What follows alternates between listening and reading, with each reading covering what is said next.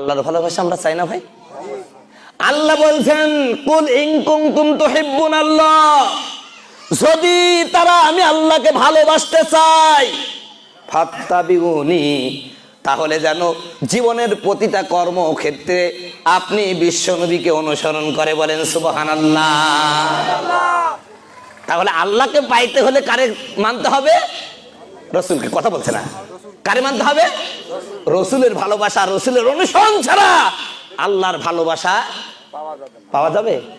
পাওয়া যাবে না। আল্লাহ শর্ত দিচ্ছেন, বল হে নবী আপনি বলুন ইন কুনতুম তুহিব্বুনাল্লাহ, যদি তোমরা আল্লাহকে ভালোবাসতে চাও ফাত্তাবিউনি, এখানে ফান আসছে, প্রথমে ইন আসলেন যদি, আর ফাই হরফে শর্তের পরে ফায়ে জাজাইয়া, তার মানে আল্লাহ বলছেন যদি আমার ভালোবাসা চাও তাহলে শর্ত হলো নবীকে অনুসরণ করো।